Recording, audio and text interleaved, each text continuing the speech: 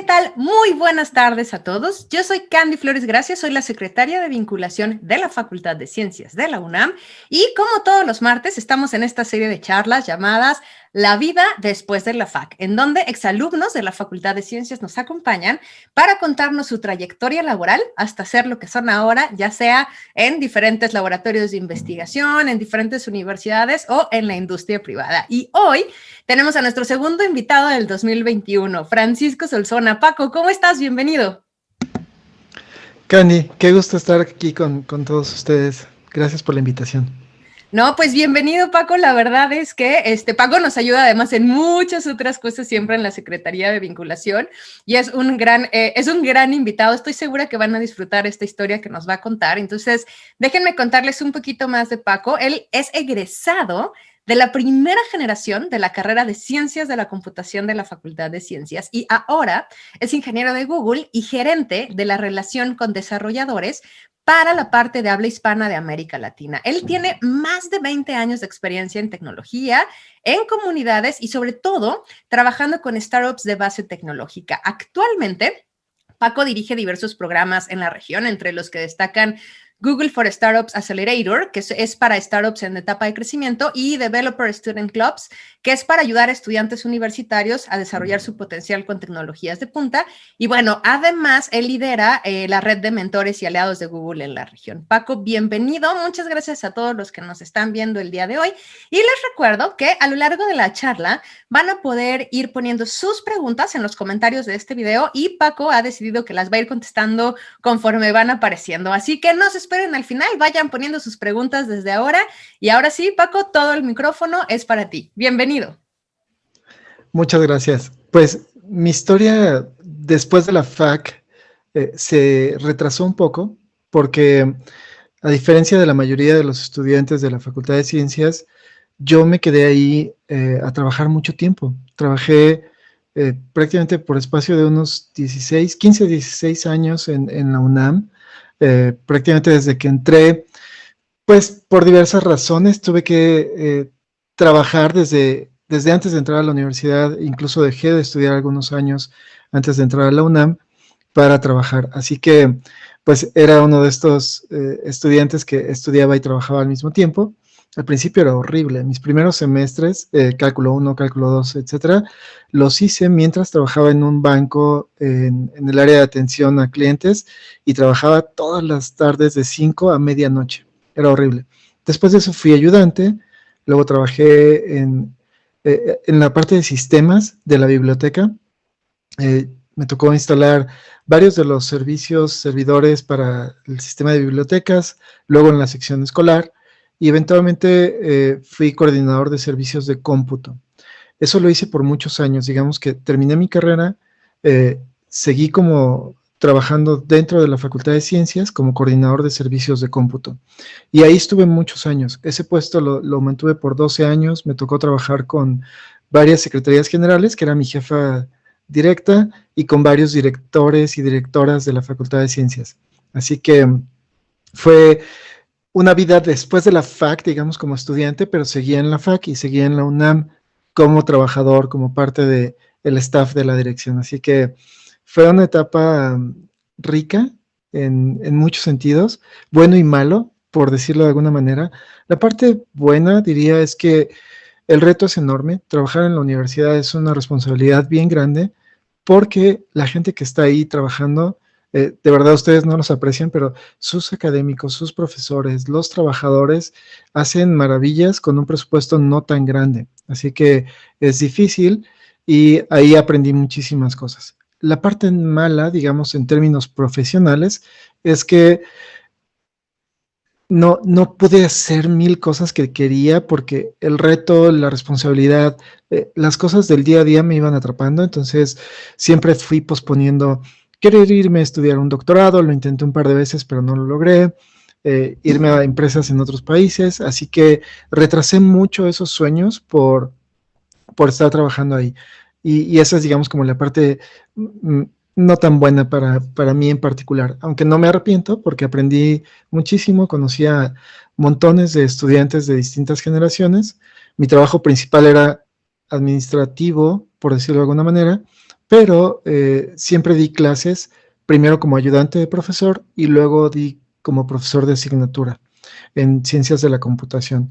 Soy parte de esta primera generación de ciencias de la computación y después de ciencias de la computación se agregaron muchas otras licenciaturas a la facultad, así que hoy hay incluso carreras que yo no me tocó conocer en todo ese tiempo que estuve ahí, pero diría que uno de los grandes superpoderes que tiene la gente de ciencias y no se dan cuenta es que pueden salir a hacer lo que quieran, pueden ir a trabajar a prácticamente cualquier lugar en el mundo.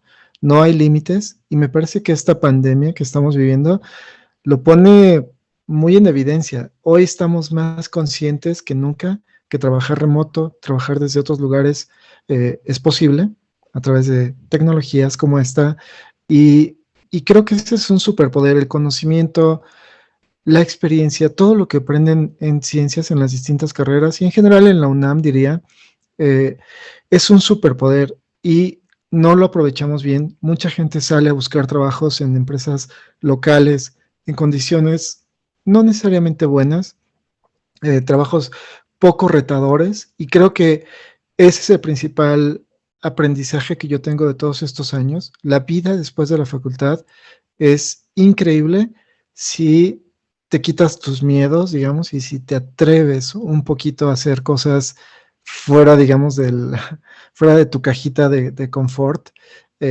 fuera de tu zona de confort.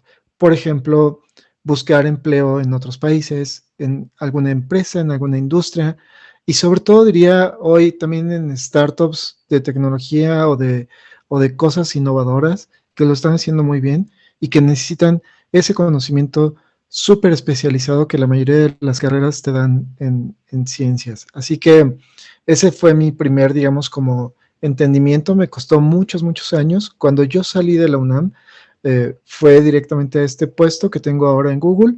Ya llevo acá 8 años y medio más o menos. Entré en el 2012. Y ha sido una experiencia súper rica trabajar en Google. Me ha tocado crecer un proyecto, un programa, muchas cosas que hacemos dentro de mi equipo, que somos parte del área de ingeniería de Google. Y tal vez el principal golpe fue la velocidad a la que se hacen las cosas. Venía muy acostumbrado a trabajar fuerte, como lo hacemos la mayoría de la gente en México, que somos uno de los países que trabaja más horas, más tiempo, pues digamos, nos castigamos, o a veces no nos autocastigamos, pero los empleos nos obligan a castigarnos de esa manera. Trabajamos muchas horas, pero no trabajamos, diría, de la manera ágil correcta. Tenemos juntas interminables, tenemos juntas en las que discutes temas y no llegas a acuerdos, no haces cosas, etcétera. Hay muchas ineficiencias en los trabajos comunes. Yo los sufrí, muchos de ellos en mis trabajos en la facultad, en la UNAM, y ese fue el primer choque, digamos, como de realidad. Cuando empecé en Google, me di cuenta que yo era muy protocolario y esperaba juntas y reuniones y documentos y correos electrónicos para hacer cosas. Y acá la gente era, ¿qué necesitas? ¿Qué quieres hacer? Me encanta la idea, sí, y ya está. Esa era toda la discusión, eso era todo lo que necesitaban saber de mí y ya tenía yo carta blanca para hacer las cosas. Así que empecé a reaprender, digamos, muchas cosas, algo que recomendaría que hagan muchos en ciencias. Hay muchísimos libros de autoayuda que son, la mayoría, refritos o tocan clichés o cosas bastante básicas o que pueden ignorar, pero si algo les puedo recomendar es piensen cómo hacer eficiente todo, su comunicación, la forma en la que deciden cosas. eh, Eso a mí me ha ayudado muchísimo, aprender a ser eficiente con mi tiempo, aprender a decir no cuando no puedo o no quiero hacer algo porque me sacaría, digamos, de el track que quiero o de mis objetivos, me alejaría de las metas que quiero lograr. Eso es algo que considero hoy fundamental, apreciar mi tiempo para lograr los objetivos que quiero lograr. Y eso es algo que dentro de Google ha sido muy bueno. Google es una empresa que contrata, y por cierto, si a alguien le interesa trabajar en Google, siempre estamos contratando. Hay muchas personas en la UNAM que trabajan hoy en Google, no solo en Google México, sino en Google en todo el mundo, en algunos en Europa, otros en Estados Unidos, etcétera. Entonces, algo que buscamos acá es esa independencia. La forma en la que lo medimos, le llamamos, es esa capacidad que tenemos todos de tener iniciativas, de lanzarnos a hacer cosas de manera casi independiente, y eso me ha servido mucho. Mi trabajo, particularmente en América Latina, es dentro del equipo de Google Developers, y dentro de mi equipo tenemos diversos programas. Estos programas tienen que ver con comunidades, tienen que ver con expertos y mentores, y también con startups de tecnología y una red de aliados que tenemos por todo el mundo. Y el trabajo de un líder regional como el mío es agarrar esos programas, entender la realidad nacional o regional y adaptar el programa para que funcione. Así que esa independencia que mencionaba se ha convertido en algo súper valioso, porque yo tengo la libertad y la capacidad de entender qué cosas del programa se quedan, qué cosas debo cambiar y cómo armar el plan y ejecutar. Y una vez que uno empieza sus planes y estás ejecutando, la otra cosa importante es medir todo lo que pasa. Cómo está funcionando el rendimiento, si está funcionando bien o no. Y en ese momento, cuando empieza a tener resultados, tomar eso como evidencia y decidir qué cambios, o si todo va bien, continuar con lo que estás haciendo. Pero a diferencia de lo que típicamente pasa en otras industrias, acá la gente, digamos, dentro de tu libertad y tu independencia, también existe la confianza para que tú puedas, y a eso le llamamos seguridad psicológica, para que tú puedas regresar con tu equipo, con tu manager, y decir, esto no está funcionando, esperábamos este crecimiento, esperábamos estos resultados, y no los estamos viendo, no se están dando, hice un análisis, creo que el problema es este. Y con toda confianza puedas decir, esto no funciona, esto fracasó, fallé, quería lograr tal cosa y no lo logré. Y luego decidir cuáles cambios son importantes, cómo se pueden hacer, platicarlos con tu equipo, con el manager, etcétera. Y una vez que están acordados, lo vuelves a intentar. Eso es algo que nos permite ser súper eficientes y lograr muchas cosas con poca gente. Así que digamos que el resultado más importante de toda esta historia de trabajo ha sido aprender a ser más eficiente en la ejecución, aprender que equivocarse está bien, que esos errores te llevan siempre a un mejor lugar si estás poniendo atención y si estás midiendo pues digamos, como lo que está pasando y esos resultados.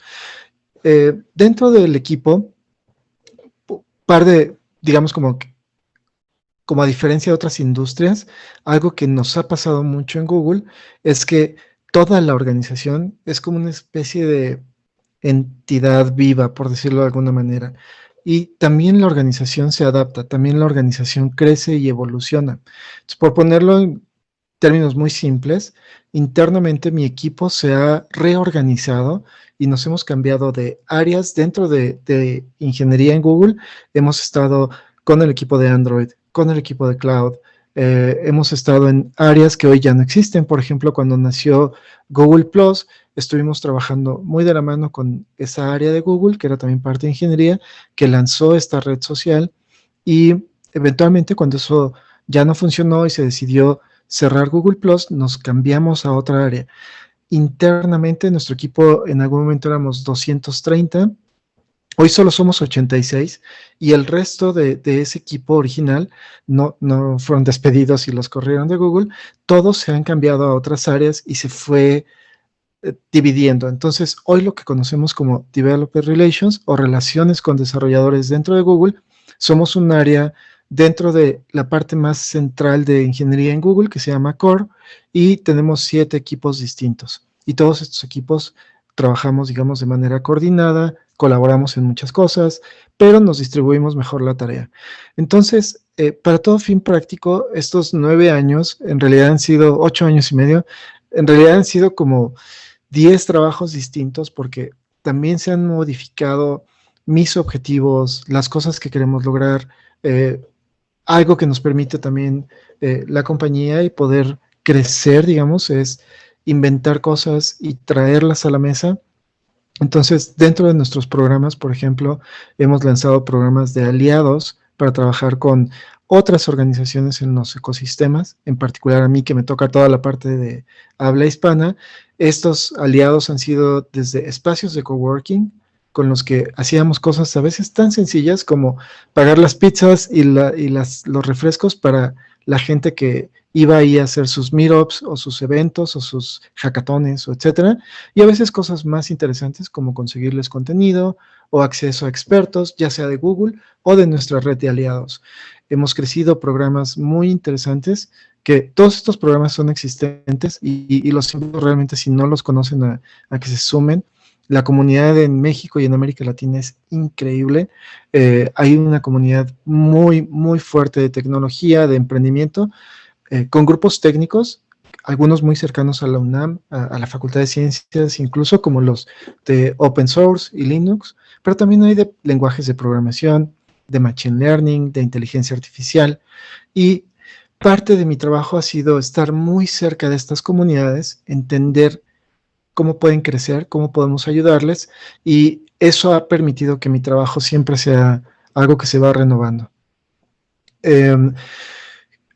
Por acá Ernesto Mata, gracias por la pregunta.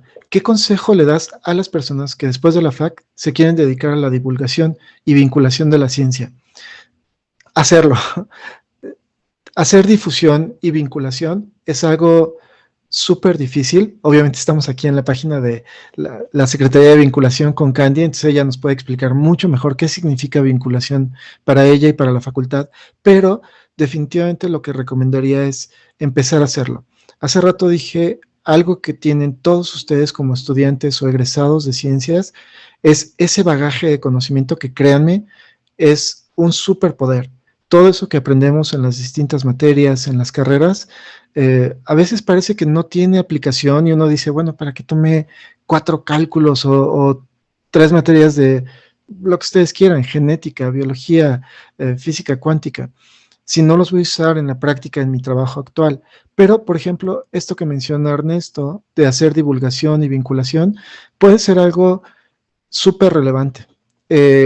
Videos, ¿no? Ya sea en una plataforma como esta en la que estamos aquí en Facebook o en YouTube o cualquier otra plataforma que les interese, empezar a hacerlos, entender a la audiencia. Algo que es súper importante que deben entender cuando están haciendo divulgación y vinculación es que no solo lo que tú quieres hablar y en lo que te sientes cómodo y para lo que eres bueno o buena o para lo que eres experta, también se trata de entender qué es lo que la gente quiere escuchar y en qué formato. Cada vez la gente lee menos, entonces los formatos en video se han convertido en algo muy popular. Cosas como incluso TikTok o Snapchat, etcétera, también son perfectas opciones y vehículos para llegarle a la audiencia, si es que eso es lo que estás buscando. Así que definitivo recomendaría empezar con algo. Puede ser escribir un blog. Hay muchas plataformas.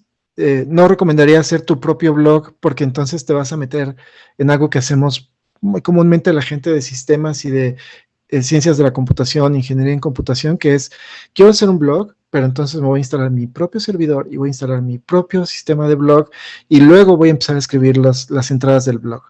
Pero cuando te das cuenta, le dedicas 120% del tiempo a la administración de la plataforma, de la tecnología, actualizaciones, parches de seguridad, que a divulgar o escribir. Así es que lo primero que recomendaría es, si quieres hacer divulgación o vinculación, empieza a escribir de algo que te atraiga. Esos gustos en particular se pueden convertir también en tu principal carta de presentación para ir a trabajar a donde quieras o para entrar a un posgrado en cualquier universidad. Esto extra, que no es parte de lo que te toca hacer como estudiante o como empleado o trabajador en otro lugar, ese extra se puede convertir en tu portafolio. Entonces, todo lo que decides hacer, trata de ponerlo en un lugar donde luego lo puedas referir y donde le des visibilidad y se convierte en parte de tu personalidad. Esta personalidad, digamos, digital, es lo que te define, es tu carta de presentación. No importa si te dedicas a la biología o a la física o a química o a ciencias de la tierra o a computación, todos hoy día, como profesionales, deberíamos tener esta persona digital, esta carta de presentación que está conformada por todo eso, por el lugar donde escribes lo que sea que te inspira a escribir, tu blog, donde sea que publicas videos, donde hablas de cosas que te gustan, cosas que te inspiran, hobbies. Así que lo mejor que puedes hacer es hacerlo y entender a tu audiencia, escuchar a los comentarios. Hay muchos trolls en estas redes sociales, así es que no esperes solo comentarios positivos. La gente también te va a atacar y va a decir qué tontería acabas de escribir o decir y eso está mal y no estoy de acuerdo, y se vale y está bien. Pero puedes ir escuchando qué les gusta, qué formatos funcionan y tener frecuencia, regularidad, compromiso. Eso demuestra, digamos, un montón de cosas buenas para ti. Así que definitivo recomendaría, si quieres hacer divulgación y vinculación, encontrar algún canal, por ejemplo, algún canal que a ti te guste. Si te gusta leer artículos en Medium o te gusta algún podcast particular, Candy también tiene su propio podcast y mucha gente de ciencias hace sus propios podcasts y videos y tienen canales. Si algo de eso te gusta, trata de replicarlo, trata de publicar algo similar en el mismo lugar o en un medio similar. Hay montones de opciones, así que lo que sea que a ti te guste, trata de replicarlo con tu propio contenido, con tus propias ideas y empieza poco a poquito. En lugar de escribirte, no sé, blog post de 25 páginas con una investigación súper profunda, empieza escribiendo algo que sea de una página, de algo que conoces bien, que te gusta y ponlo allá afuera, exponlo, recibe retroalimentación, otra vez mide quiénes te están leyendo, desde dónde están otros. Una cosa súper importante cuando haces divulgación es conectar con otros. Este efecto de red funciona en todos los contextos. Entonces, ve a ver a otras personas, a otros que te inspiran, que te gustan, lee sus contenidos, comenta en sus publicaciones, dile, yo estoy totalmente de acuerdo en tal punto, me surge esta duda en esta otra parte, y eso empieza a lograr que tengas interacción y comunicación con otros que están haciendo cosas similares, y eventualmente eso se convierte en una red que te ayuda a crecer. Así que definitivamente recomendaría eso, y como les decía hace rato, muchas de estas cosas que uno aprende en la facultad a veces parece que no están tan conectadas con el mundo real, pero muchas veces porque no estás en el trabajo correcto. Yo hay montones de cosas que ya no hago, como programar o utilizar algoritmos que aprendí en distintas partes de mi carrera. Sin embargo, sí utilizo los conocimientos fundamentales o los principios detrás de la programación y detrás de la abstracción y detrás de todas estas cosas que aprendí en la carrera, y de vez en cuando tengo que entrar a algún tema técnico o alguna nueva tecnología de Google y etcétera, pues me permite, por ejemplo, leer con tranquilidad artículos que de otra manera estarían fuera de mi alcance en términos de no tener el conocimiento necesario. Otras cosas que tienen sentido para mí y que he aprendido en este tiempo, digamos, fuera de la FAC, es que es igualmente relevante formar conexiones. Algo que celebro que estén haciendo ahora y que por mucho tiempo no hicimos o lo hicimos muy mal, es entablar relación con los exalumnos. Esa debería ser nuestra principal red. Hay algo que nos une a todos los que pasamos por ciencias, a todos los que dan clases en ciencias o participan ahí. Es este cariño, digamos, a la UNAM, a la camiseta, y creo que lo hemos dejado de lado, no lo hemos aprovechado al máximo, pero estamos a un tiro de piedra. La verdad es que deberíamos hacer una comunidad de exalumnos más sólida, más cercana, más de apoyo. Una cosa fundamental, y creo que esto es válido en casi todas las industrias, son estas conexiones. Si yo sé que gente de ciencias está buscando entrar a Google, créanme, definitivamente yo intentaría hacer un esfuerzo por ayudarles a revisar su currículum, darles algunas recomendaciones, ayudarles a preparar o leer cosas para prepararse para sus entrevistas, porque me interesa que a ustedes les vaya bien y que a la facultad le vaya bien y que a la UNAM le vaya bien y eventualmente que al país nos vaya bien. No es un tema de favoritismo, es un tema de que creo que, como decía, esto nos une la camiseta, pero es súper importante forjar y fomentar sus redes de contactos, de amigos, de gente profesional. Entonces, háganlo desde que están estudiando.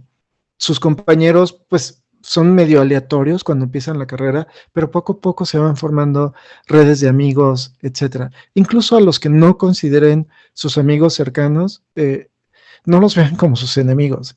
La gente que se sienta del otro lado del salón no es su enemigo y están igual que ustedes tratando de aprender y de crecer y de formar un futuro en una carrera, en una línea que a lo mejor será o no será su futuro, pero créanme que en el futuro es muy probable que se vuelvan a ver la cara con estas personas en otro contexto de trabajo, etcétera. Así que mejor fomentar esas relaciones desde el principio, tratar de conocer a todo mundo, saber sus intereses, hacia dónde van y después tratar de mantenerse en contacto es una genial idea. Redes. He mencionado mucho el tema de redes. Ese fue uno de mis temas favoritos mientras estudié la carrera. Redes de computadoras, etcétera. Hay muchas cosas técnicas detrás de las redes.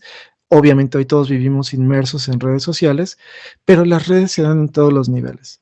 Como les decía, mi trabajo con comunidades, con expertos, con startups, al final del día se podría reducir a entender que todas estas son redes, redes donde expertos de un tema se conectan entre sí, porque hay un programa detrás, porque estamos, por ejemplo, programas de nosotros en Google Developers, donde tiene sentido que se conecten estas personas, que se conozcan, y eso permite que la red empiece a compartir información, que entre ellos empiecen a pasar, por ejemplo, ideas novedosas que están funcionando en ciertas tecnologías en un país, empiezan a permearse y pasar a través de esta red de expertos a otras latitudes, a otros países. Y de esa manera, por ejemplo, si hoy lanzamos una nueva versión de Android o, no sé, de Firebase con ciertas características, a través de estas redes de expertos podemos distribuirlas muy rápido y en 1 o 2 semanas saber que hay 200 o 300,000 desarrolladores de todo el mundo que utilizan Firebase y que conocen la nueva tecnología. Es una red, digamos, como súper eficiente para poder transmitir conocimiento, para poder compartir mejores prácticas, nuevas experiencias. Así que el efecto de red es real y es algo que ustedes explícitamente deberían fomentar. ¿Con quién se conectan? ¿Quiénes son esas personas con las que tienen alguna relación? Repito, puede ser de amistad, puede ser de simplemente somos, no sé, estamos estudiando la misma materia, la misma clase, el mismo semestre. Eso debería ser suficiente para que ustedes sientan que ya hay un punto de unión. En este teorema de redes de que todos estamos como a 6 grados de separación máximo, no importa cuál sea el tema, pues ustedes si están en el mismo salón, literal su grado de conexión es 1, aunque no se hablen, aunque no se conozcan. Entonces hagan un esfuerzo por ir pensando siempre hacia dónde se van a mover, quién está en esos temas, qué profesores de asignatura, qué exalumnos están en esas áreas, industrias, empresas que a ustedes les interesan. Y no tengan miedo de contactar a alguien en LinkedIn o a través del correo o a través de sus redes aquí en la Secretaría de Vinculación y decir, hey, me interesa lo que estás haciendo, sé que trabajas en esta empresa, quisiera robarte 15 minutos de tu tiempo o tengo estas dudas súper específicas acerca de cómo es trabajar ahí, qué características se necesitan, cómo armar un buen portafolio para hacerme atractivo y poder ser parte del staff o parte del equipo, etcétera. Entonces, eso creo que es súper valioso. Saludos, Alicia. Qué gusto también estar conectados por acá. Y Adriana Espino nos pregunta, bueno, no pregunta, dice, ¿qué padres han sido tus experiencias? Gracias por compartirlas. ¿Nos podrías platicar cómo fue tu ingreso a Google? Sí, con mucho gusto. Mi ingreso particular a Google fue bastante fácil, lo voy a decir de esa manera. Lo que ocurrió es que en los últimos años, mientras trabajaba en la Facultad de Ciencias, también colaboraba mucho con la Secretaría de Vinculación en aquel entonces y hacíamos proyectos para organizaciones externas en las que participaban académicos y algunos estudiantes y algunos exalumnos.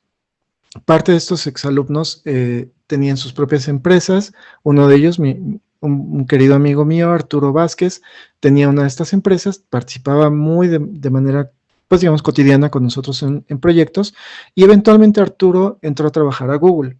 Entonces, a través de Arturo empecé a entender más cómo era Google, la empresa, la cultura, etcétera, porque nos veíamos prácticamente cada semana para cenar, y hablando de estas redes, éramos parte de una red muy pequeñita y muy cercana.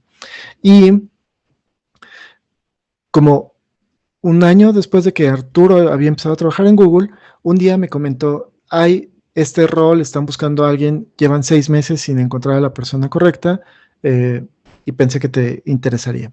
Y eso fue suficiente para como detonar mi curiosidad. Leí la descripción del rol, no estaba seguro de cumplir el 100% de los requisitos que pedían, pero dije, lo voy a intentar, y mandé mi solicitud, así bueno, ¿qué tal que es chicle y pega?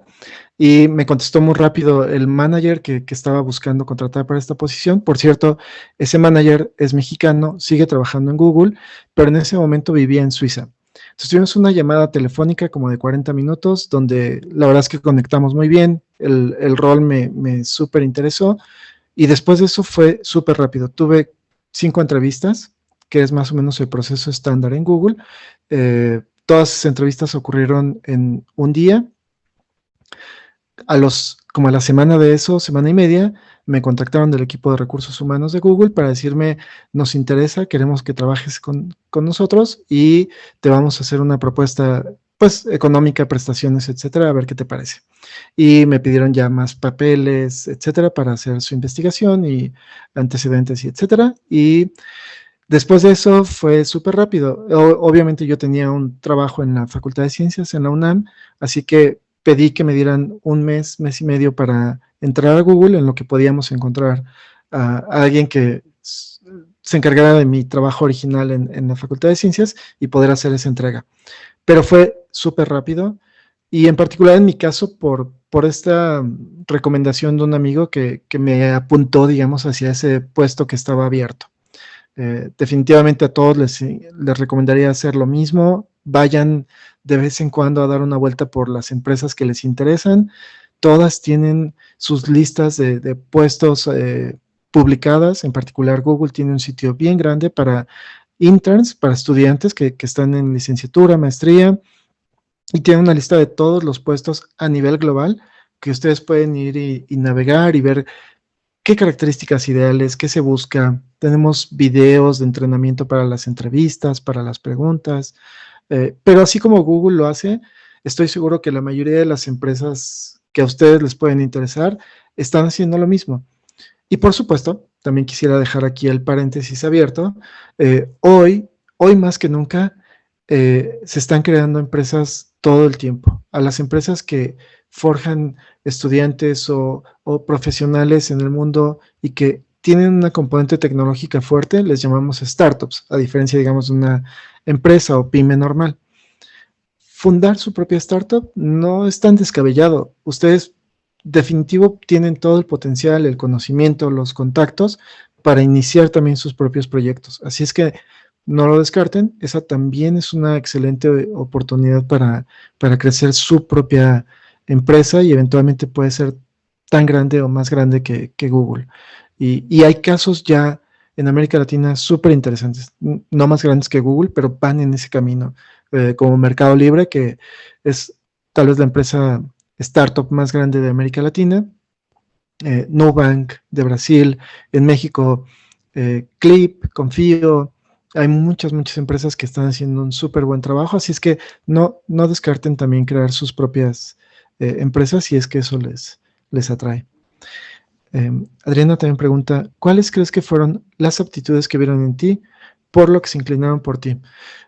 Bueno, en particular había muchas coincidencias entre parte de las cosas que yo hacía dentro de la facultad y muchas que hice incluso cuando era estudiante y que después continué cuando ya era empleado. Por ejemplo, el tema de comunidades, que es muy relevante para mi equipo en Google. Cuando estuve en la Facultad de Ciencias, parte de mi pues digamos como mi vida extracurricular, fuera de las clases, fuera de mis tareas, siempre me llamó mucho la atención el tema de comunidad.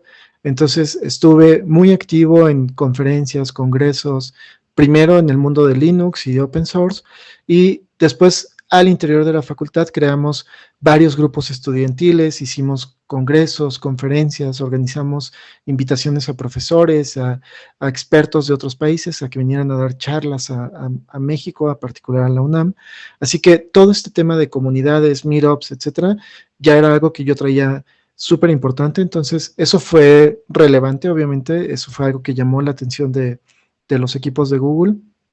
La segunda, como decía, el tema de liderazgo, y eso estuvo, creo que más bien asociado, ligado a esta última parte de mi trabajo en la facultad, donde también dirigí muchos proyectos de vinculación. Eso no era parte de mi descripción de trabajo, era algo que hacía como extra.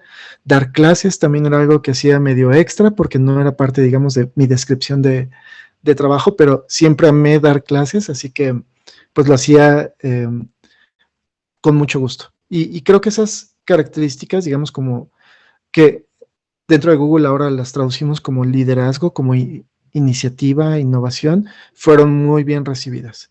Así que diría que esas fueron las características principales.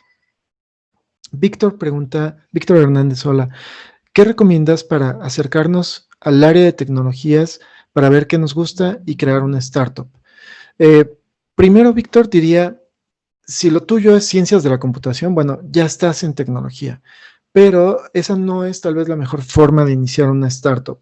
Ahí, dos cosas. Si son estudiantes activos de la Facultad de Ciencias, mi recomendación es acérquense a la Secretaría de Vinculación. Tienen una incubadora y un programa muy interesante de incubación de empresas. Ahí te pueden llevar de cero a Hero en muy poco tiempo. Segundo, si ya estás afuera, si ya estás en la industria, estás trabajando en otro lugar, pero tienes idea de resolver algún problema, entonces haría eso, enfocarme en el problema. ¿Qué es lo que quieres hacer? Hacer una empresa para ganar dinero usualmente es una receta para el fracaso. Así que las empresas más exitosas lo que hacen es encontrar un dolor, un dolor grande, digamos, en un conjunto de la población o en un sector, digamos, de empresas o dependiendo de lo que estés tratando de resolver, y crear un producto que resuelva ese dolor, que digamos, ataje esa situación. Por ejemplo, y en América Latina han crecido mucho las empresas que hacen inclusión financiera porque solo hay penetración de tarjetas de crédito de menos del 30%. Y porque la mayoría de la gente vive en pobreza y no tiene acceso a recursos financieros, créditos para comprar cosas para sus negocios, para comprar una casa, para comprar un auto y ponerse a, no sé, a dar servicios con sus autos, etcétera. Entonces, por eso es que inclusión financiera se ha convertido en algo súper importante y hay cientos de startups en ese mundo, digamos, de fintech, porque están tratando de resolver problemas súper específicos. Por ejemplo, darle acceso a gente con una tarjeta que sea Visa o Mastercard y que les pueda servir para hacer compras en línea. Y con esto, entonces, un pequeño negocio en el centro de la Ciudad de México ya puede con esa tarjeta meterse y comprar productos que le lleguen hasta su tienda y empezar a crecer su negocio. Y antes eso no se lo daba ningún banco. Entonces, ahí lo que están haciendo es no enfocarse en crecer su negocio y hacerse, digamos, como una empresa muy grande, muy rápido, sino enfocándose en resolverle el problema a ese conjunto de la población. Entonces, lo primero que diría es eso. ¿Qué problema quieres resolver para empezar tu empresa? Y luego buscar socios adecuados. Al menos un socio o dos. Es típico empezar una empresa entre 2 o 3 personas. Que te complementen. Si tú eres de ciencias de la computación o lo tuyo es tecnología, en general sabes programar, sabes de tecnología, sabes de redes, sabes de temas de nube, etcétera, y estás súper convencido de que quieres resolver X problema, entonces ve y busca a alguien que sea experto en ese problema, que tenga experiencia en esa industria, que sea alguien que te complemente. Tal vez alguien de biología, tal vez alguien de medicina, tal vez alguien que tenga experiencia trabajando en que lleve 10 años o 5 años trabajando en una industria que está metido en ese tema.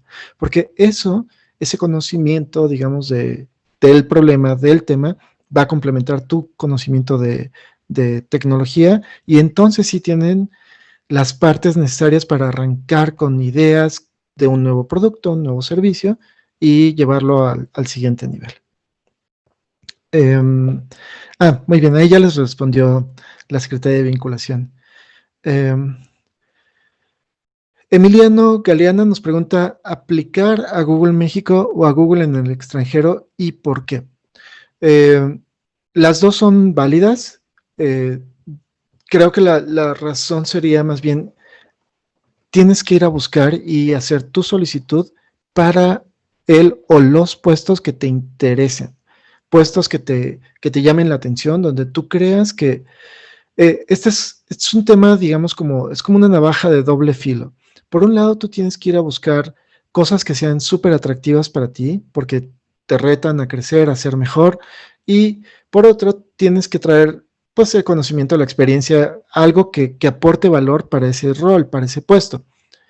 Pero piensa en esto como es un proceso como en dos tiempos. En el primer tiempo te toca a ti, que eres el candidato, digamos, ir y convencer a esta empresa que tú eres el candidato correcto o la candidata correcta y que te tienen que contratar. Y una vez que la empresa está convencida que te quiere contratar, entonces ahora se voltean los papeles. Y ahora tú estás en la posición del piloto y tú puedes decir, momento, si me quieren contratar, muéstrenme qué me van a dar a cambio. ¿Cuál va a ser mi salario? ¿Cuáles son las prestaciones? ¿Dónde voy a trabajar? Y ahí tú puedes empezar a decir, no, quiero más salario, quiero más prestaciones, quiero trabajar desde mi casa, me quiero cambiar de ciudad, preferiría trabajar desde otra ciudad, y ahí ya puedes negociar. Habrá cosas que te van a decir, esto es imposible, el puesto solo es en México, o en no sé, en Texas o en Colombia, tienes que relocalizarte y moverte a esta ciudad. Entonces ahí empieza, digamos, como una estira y afloja, pero ya es una relación distinta, digamos que se voltean los papeles durante el proceso de contratación. Así que, respondiendo a la pregunta, pues depende. Si encuentras un rol, un puesto que está abierto en Google México, pues entonces haces la solicitud para ese rol y para ese puesto. Pero como dije hace rato, todos los puestos en Google son globales, y en particular México, Estados Unidos y Canadá, por los tratados que tenemos de libre comercio, bueno, ahora es un nuevo tratado de libre comercio. Antes teníamos visas de trabajo muy expeditas y muy rápidas para trabajar, para que mexicanos pudiéramos trabajar en Estados Unidos o en Canadá y viceversa.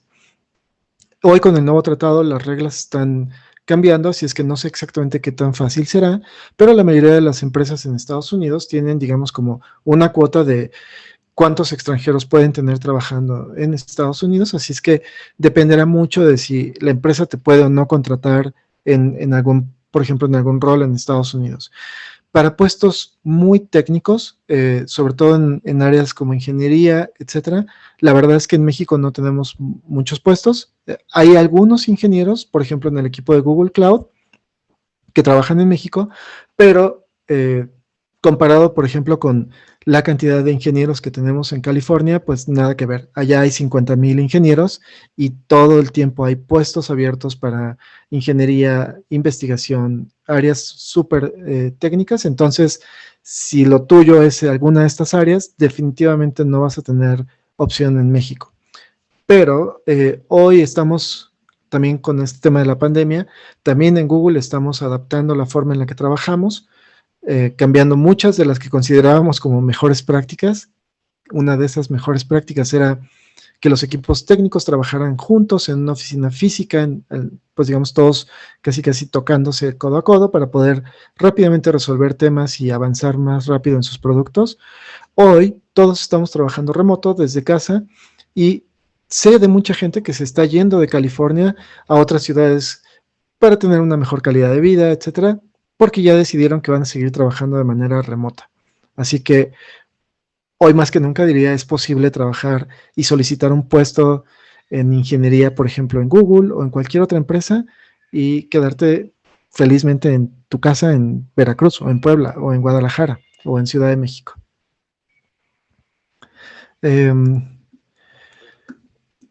Muy bien, no veo otras preguntas, nos estamos acercando creo que aquí a los tiempos que habíamos marcado. Me gustaría tal vez preguntarles, por ejemplo, para todos los que están acá escuchando, ¿cuáles son sus sueños y hacia dónde se quieren ir? Hay muchas cosas en particular que no aprendemos, digamos, a la buena, las aprendemos, digamos, con la experiencia, pues digamos, con la experiencia de trabajar en otros lugares, con la experiencia de vida, pero esas ideas que tienen ustedes hoy, esos sueños, a veces construir una empresa es difícil, lleva un par de años o varios años incluso, donde va a ser doloroso, el dinero no les va a alcanzar, conseguir inversiones es difícil, pero eso está mejorando. Sin embargo, a veces no es la mejor idea. Muchas veces algo que tenemos cuando terminamos la escuela, la carrera, la maestría, el doctorado, es que tenemos un montón de conocimiento, pero no tenemos experiencia real de campo en la industria. Así que una muy buena idea para muchos de ustedes, tal vez sí es hacer su propia startup, su propia empresa. Y algo que me ha tocado ver en Google es que muchos de mis colegas, sobre todo en áreas de ingeniería, en áreas técnicas, hay una rotación muy alta. La gente entra a trabajar a Google y uno dice, bueno, tal persona está trabajando en Google, en California, le están pagando súper bien, tiene un buen salario, trabaja en un equipo súper interesante, está aprendiendo un montón, definitivamente debe ser una persona muy feliz. Y un año después o 2 años después, esa persona renuncia a Google y se van a hacer su propia startup o se van a trabajar a una empresa más pequeñita. Y hace algunos años, sinceramente, me volaba la cabeza, no entendía por qué lo hacían. Hoy, después de muchos años de trabajar con startups y en Google, me doy cuenta que la mayoría lo hacen para tratar de reducir esa brecha entre su conocimiento de la universidad, de sus estudios y el mundo real. 1 o 2 años, imaginen la experiencia que uno gana de trabajar 1 o 2 años en un producto de talla mundial que tiene 1,000 millones de usuarios mensuales como YouTube. Si tú estás en un área técnica, en un área de desarrollo dentro de YouTube, tu conocimiento va a crecer de manera literal, casi exponencial en muy poco tiempo. Entonces la gente hace eso, va a trabajar a una empresa grande para ganar experiencia muy rápido en temas técnicos, en temas complejos, y después de eso ahora sí se van a una startup más pequeña con todo su conocimiento de la escuela, más su experiencia reciente en estos empleos, y pueden tener un impacto mucho mayor, o a crear incluso su propia empresa. Así que no descarten hacer eso, eso puede ser algo súper interesante. Ulises Mejía pregunta, ¿qué tal el ambiente laboral en Google? Supongo que la gente habla de cómo le va en la feria, como decimos acá en México. Yo creo que el ambiente es inmejorable. Es un ambiente muy rico, muy enfocado en la persona, en tu crecimiento profesional, personal. Así que el ambiente de trabajo es súper bonito. Ahora no tenemos oficinas abiertas, pero incluso en la oficina se fomenta mucho el conectar con otras personas de otros equipos, de otras áreas. Es parte del trabajo, digamos, como cotidiano, buscar siempre colaborar con gente de otros equipos y de otras áreas para resolver o problemas o retos que tengas en tu propio trabajo o incluso cosas nuevas que se te ocurrió y que quieres resolver. Entonces tenemos espacios, por ejemplo, en todos los pisos hay una pequeña área como de café que le llamamos micro kitchen y está equipada, digamos, con refrigeradores y bebidas, máquinas de café, té, algunas botanas para que puedas ahí ir a, pues digamos, como salirte un poquito de tus llamadas y de tu rutina y en esos minutos llegan otras personas y puedes entablar una charla, una conversación ahí con personas que no son de tu equipo, con los que no trabajas cotidianamente y eso provoca que surjan proyectos, ideas, colaboraciones súper interesantes. Hoy no tenemos eso, pero lo estamos tratando de suplir con foros virtuales, con grupos virtuales, así que definitivamente el ambiente de trabajo es súper bueno. Las prestaciones son también muy buenas, tenemos servicio además de estas micro kitchen, tenemos cafeterías, comida, desayuno, etcétera. Oye, Paco, muchísimas gracias, de verdad que se nos va el tiempo volando siempre en estas cosas, ¿no? Queremos seguir platicando y platicando y se nos va. Sí. Tienes muchos saludos que te están dando también a través de los comentarios de Facebook. A mí me gustaría hacerte dos preguntas concretas. La primera tiene que ver con esto que llamamos ahora soft skills o habilidades blandas o habilidades. Al final para mí son simplemente habilidades, ¿no?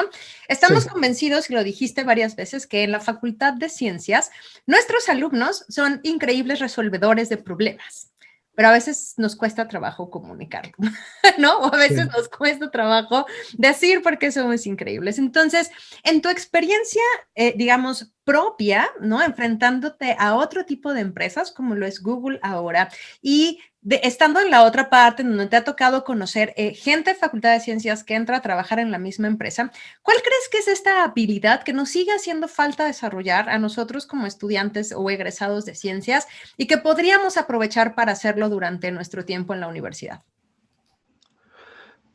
Creo que la más importante es, lo dijiste muy bien, hay un síndrome hoy que está muy bien estudiado, que se conoce como el síndrome del impostor. También hay un par de psicólogos gringos que descubrieron una cosa que se conoce como el efecto Dunning-Kruger. Y básicamente este es como un efecto de ilusión de superioridad. Cuando tú terminas la carrera o estudiaste una maestría en tu área, lo que sea, usualmente sientes que sabes todo, pero por el síndrome del impostor a todos nos da un poquito de pena, como el pánico escénico, morder el rebozo. En México le llamamos de mil formas a esto, y te da mucha pena decir yo puedo hacer tal cosa, o yo soy así de bueno o buena, ¿no? Para tal cosa, yo puedo resolver este problema. La mayoría de la gente de ciencias y en general de la UNAM y de muchas escuelas públicas en México y América Latina sufre de esto de una manera dramática. Somos incapaces de decir yo puedo, yo quiero este puesto y yo puedo hacer todo lo que ustedes quieren y mucho más. Eso, decirlo con esa claridad y con esa simpleza, la mayoría de la gente no puede. Entonces, diría, trabajen en eso, piensen en venderse. Como les dije, esto es un camino de dos vías. Cuando tú quieres un rol, un puesto o una posición en cualquier lugar, tú primero tienes que ir y venderte y decir, yo soy la persona correcta. Entonces, aprendan a decir, yo puedo, yo sé. Y obviamente hay muchas técnicas para lograrlo. La mayoría de ustedes están haciendo cosas excepcionales, tienen experiencia, pero si no están en ningún sitio público, si no tienen blogs, si no están en GitHub, si no tienen un portafolio que demuestre eso, pues la gente no las va a creer. No, no es suficiente decirlo. También tienes que llegar, digamos, con los argumentos correctos. Entonces, piensen en su hoja de vida, en su LinkedIn, en su currículum vitae, como le llamen, en su resumen. Piensen que es una cosa que debería tener como un montón de bloques y dependiendo de a quién quieren enviarle eso, seleccionan cuáles son los bloques más relevantes y hacen un bloque más grande de lo que es para que sea súper visible. Eso es lo que debería ser su currículum. Cuando ustedes quieren entrar a Google, deberían decirle, Google está buscando líderes, entonces voy a mostrar esta cosa que hago con mi familia o en mi casa o en mi club de tenis, front tenis, esto que hice para una comunidad de manera altruista en mi pueblo, este albergue, que demuestra que tengo un montón de iniciativa y que soy capaz de hacer cosas y no tiene nada que ver con biología, pero lo voy a poner porque muestra que soy una líder excepcional. Y no tengan pena de decirlo. Ustedes son increíbles y tienen que aprender a decir, soy increíble, puedo hacer esto y puedo hacer incluso mucho más.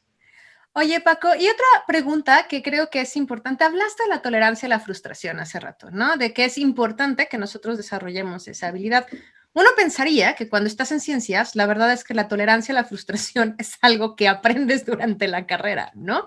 Pero la verdad es que no es cierto. O sea, justamente la tolerancia a la frustración que podemos tener durante nuestro desarrollo académico es completamente diferente a la tolerancia a la frustración que debemos de tener en un ambiente laboral. Entonces, ¿qué recomendación le puedes dar a nuestros alumnos que están a punto de salir para fomentar o ayudar, ¿no? O enfrentarse de mejor manera a esta tolerancia a la frustración? Eh, ¿Qué les puedo recomendar? Básicamente ahí lo que diría, eh,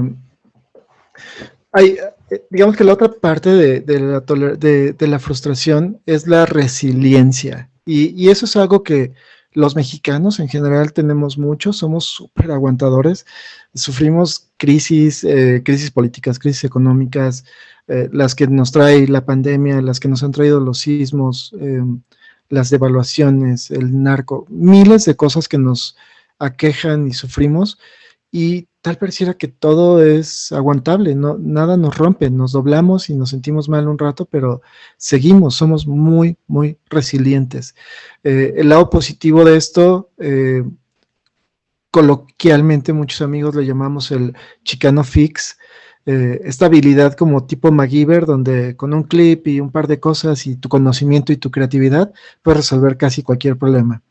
Entonces, diría que cada vez que sientan que no pueden y que es muy difícil algo, que está muy duro, descansen en esta confianza que ustedes pueden lograrlo. Y tal vez la mejor receta para resolver eso es otra vez regresar a esa red de aliados, de amigos, de conocidos y pedir ayuda. Otro gran problema que tenemos la mayoría de las personas en México, en particular en ciencias en la UNAM, es que no nos enseñan a enorgullecernos del fracaso. Si repruebas en una materia, te sientes cucaracha y sientes que ya el mundo se te cierra y no puedes con tal tema o tal materia. En lugar de entender por qué no pasé esta materia, tal vez no le dediqué lo suficiente, tal vez no fue el libro correcto, tal vez el profesor o la profesora no hicimos química, entonces yo no lograba poner lo mejor de mí, voy a buscar otra forma de hacerlo. Y eventualmente lo haces. Como estudiante, eventualmente te vas a la biblioteca, le preguntas a otros, alguien se sienta contigo, alguna amiga que sí entiende te explica de otra forma que lo entiendes perfecto. Entonces, descansen en este conocimiento que lo que están haciendo como estudiantes de ciencias es súper difícil. No es fácil estudiar una carrera tan compleja como las carreras que tenemos en la Facultad de Ciencias. Y si ustedes están ahí y están avanzando, como sea, bien, mal, más o menos, si salen a la mitad de la carrera porque ya no pueden, no tienen tiempo, tienen que trabajar, no se sientan mal, descansen en ese conocimiento de que ustedes son capaces de resolver prácticamente cualquier problema que les pongan enfrente, pero no tengan miedo ni pena de pedir ayuda. Siempre hay alguien que les va a echar la mano. Muchas gracias, Paco. Y bueno, ya se nos está acabando el tiempo. Antes de irnos, quiero recordarles 3 cosas a todos los que nos están viendo. La primera es que efectivamente en la Facultad de Ciencias tenemos una incubadora de empresas que se llama IDEA 39. Esta es la tercera generación. De hecho, creo que Paco nos ha ayudado a dar como el pitch de inicio, ¿no? El arranque de las 2 generaciones anteriores. La convocatoria es para alumnos, exalumnos y profesores, ¿ok?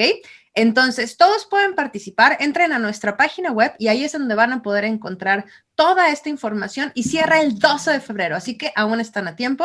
La página es www.vinculacion.fciencias.unam.mx. Ahí pueden encontrar toda la información y también en la fanpage siempre estamos poniendo estas convocatorias. La segunda, Paco lo decía, es bien importante esta red de exalumnos. En la Secretaría de Vinculación llevamos también esta relación con los exalumnos y no saben cómo nos ha costado trabajo encontrar a esos exalumnos. Entonces, tenemos una base de datos en donde ustedes se pueden registrar. Si ustedes son exalumnos o conocen a exalumnos, ayúdennos a llamar a más exalumnos para que podamos seguir haciendo este tipo de actividades. Justamente la gente que participa en esta serie de charlas de la vida después de la FAC es parte de esta base de exalumnos. Así que, por favor, ¿no? Que no les dé pena, inscríbanse. También pueden encontrarlo en la página o en esta fanpage. Y por último, vamos a empezar muy pronto una serie de tutorías con los exalumnos. Entonces, estén al pendiente. Si quieren comunicarse con nosotros, de verdad estamos tratando de ayudar a más alumnos, justo lo que decía Paco, ¿no? Ayudarles a revisar su CV, a que mejoren sus habilidades para una entrevista y esto lo vamos a hacer en apoyo con exalumnos. Este programa va a salir muy pronto. Seguimos como trabajando en los detalles, pero de verdad no va a pasar de febrero. Entonces, también estén al pendiente. Y si ustedes son exalumnos y quieren participar con nosotros, regálenos un correo también a vinculación@ciencias.unam.mx. Entonces, Bueno, y todas estas charlas y las próximas las pueden ver en nuestro canal de YouTube, ¿no? Una vez que terminan, así que pueden revisar las demás charlas que hemos tenido. Teníamos una serie de charlas el año pasado que se llama Habilidades para la búsqueda de empleo, en donde también pueden encontrar ahí mucha información sobre cómo hacer su CV, cómo hacer su perfil de LinkedIn, por el amor de Dios, hagan su perfil de LinkedIn. Es súper importante, de verdad, ¿no? Cómo prepararse para una entrevista y bueno, pronto retomaremos esa serie de charlas. Esos son los avisos parroquiales, ¿no? Antes de irnos, Paco, un consejo último para todos nuestros estudiantes de la Facultad de Ciencias. El consejo es, no paren nunca de aprender. Si hay algo bonito de la Facultad de Ciencias es que no te dan todo digerido y listo para utilizarlo. Así se usa una fórmula, te enseñan a calcular, te enseñan a pensar, te enseñan a analizar problemas. Llévense eso, es súper valioso y nunca paren de aprender. Pueden seguir tomando pequeños cursos en línea, ver cosas en YouTube. Enseñar es una excelente forma de seguir aprendiendo. Entonces, para los que quieren hacer vinculación y divulgación, esfuércense por aprender de un tema y luego ir y contarlo en su propia forma, en sus medios, en sus blogs, en sus TikTok, donde quieran. Esa siempre creo que va a ser la mejor firma que ustedes pueden mostrar, que siempre se están actualizando, que siempre están aprendiendo cosas nuevas y que no hay retos que los puedan detener. Pues muchísimas gracias, Paco, por este tiempo. Recuerden que la charla va a estar en YouTube, a más tardar el día de mañana por la mañana.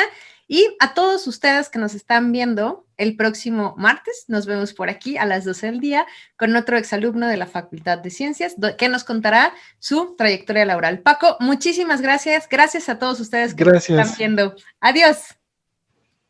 Adiós.